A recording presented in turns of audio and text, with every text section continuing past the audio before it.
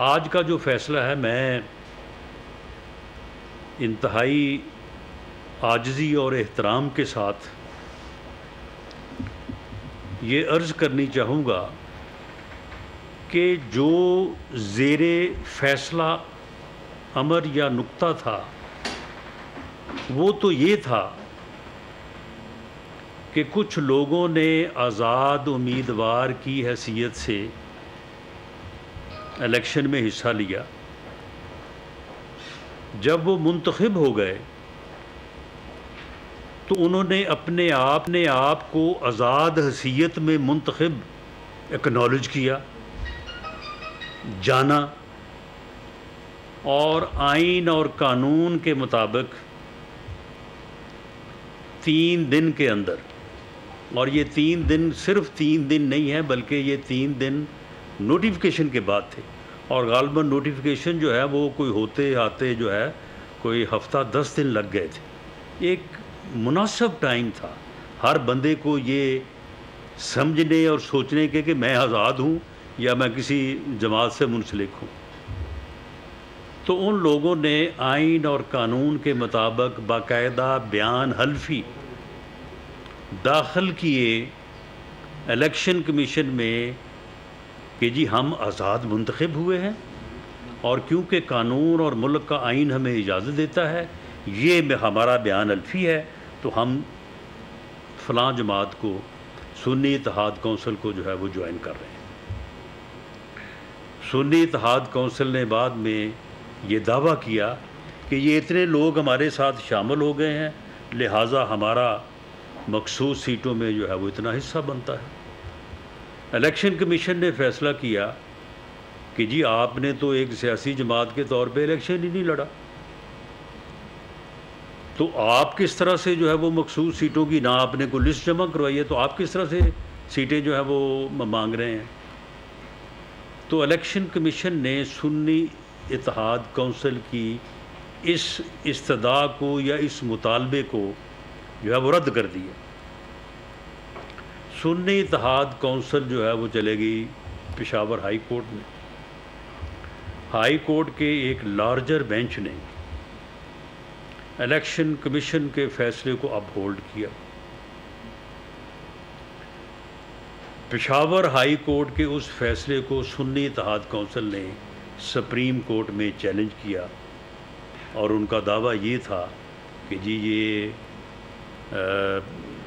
Peshawar high court نے غلط طور پہ الیکشن کمیشن کے فیصلے کو انڈورس کیا ہے یا اپروو کیا ہے، ہمارا حق بنتا ہے. یہ لوگ ہیں، انہوں نے ہمیں بیان حلفی دیے ہیں، یہ ان کے بیان حلفی ہیں، یہ حلفاً کہتے ہیں کہ یہ آزاد منتخب ہوئے تھے اور آزاد منتخب ہونے کے بعد انہوں نے ہمیں جوائن کیا ہے. اب معزز سپریم کورٹ کا جو فیصلہ آیا ہے وہ سنی اتحاد کونسل کے حق میں نہیں آیا. سنی اتحاد کونسل جو پٹیشنر تھی، جس نے استدعا کی، اس استدعا کی جو ہے وہ یعنی جو ہے وہ کامیابی کے لیے یا اسے ثابت کرنے کے لیے سنی اتحاد کونسل کے وکلاء نے جو ہے وہ اپنے دلائل دیے. ان کے کاؤنٹر دلائل جو ہے وہ دوسری طرف سے دیے گئے. تو سنی اتحاد کونسل کی جو ریکویسٹ یا ان کی جو استدعا ہے وہ تو نہیں تسلیم کی گئی، وہ تو خارج ہو گئی. اور اب ایک نیا فیصلہ تحریک انصاف کے حق میں آ گیا ہے کہ جی یہ لوگ جو ہیں یہ تحریک انصاف کے لوگ تھے.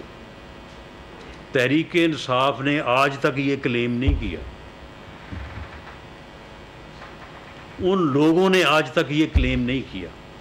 ان لوگوں نے اس مدت کے دوران جو آئین اور قانون انہیں دیتا ہے اس کے دوران انہوں نے تحریک انصاف میں شمولیت اختیار نہیں کی. پھر اس میں ایک اور جو ہے وہ آگے جو ہے وہ توضیح کی گئی کہ جی ان میں سے 39 لوگوں نے جو ہے وہ کہیں اپنے کسی فارم میں لکھا تھا کہ ہمارا تعلق جو ہے وہ تحریک انصاف سے ہے. تو ان 39 کو تو سمجھے نا کہ یہ تو پکے یہ تو تحریک انصاف کے ہی جو ہے وہ ٹکٹ پہ منتخب ہوئے ہیں یا ان کی جماعت وہی ہے. اچھا یہ چلیں اگر یہاں تک بھی ہو تو پھر بھی بات سمجھ آتی کہ چلیں جی ٹھیک ہے, آپ نے اس نقطے کو اپ ہولڈ کر دیا کہ اگر کوئی بندہ جو ہے وہ اپنے فارم میں یہ لکھ دے کہ میرا فلاں جماعت سے تعلق ہے تو بس برو اس کا ہوا وہ, بھلے وہ بعد میں بیان الفی دے کے کہیں اور چلا جائے. باقی اب 41 کا کیا کیا جائے جی, یہ 41 ہے اب دوبارہ پوچھ لیں بھئی, 41 ہے اب دوبارہ کیسے پوچھ لیں؟ اگر ان 41 سے پوچھنا ہے تو باقی پھر جو 250-300 لوگ بیٹھے ہیں قومی اسمبلی, پھر ان سے بھی پوچھ لیں. جو سینٹ میں 100 کے قریب بیٹھے ہیں ان سے بھی پوچھ لیں. یہ موقع سبھی کو دے دیں, سبھی جو ہے وہ نئے سرے سے اپنی مرضی سے اپنے بیان الفی جو ہے وہ داخل کر دیں. آئین کے جو متعلقہ آرٹیکلز ہیں 51 ہے, 106 ہے, وہ قطعی طور پہ اس صورتحال کو جو ہے وہ ایکسیپٹ نہیں کرتے.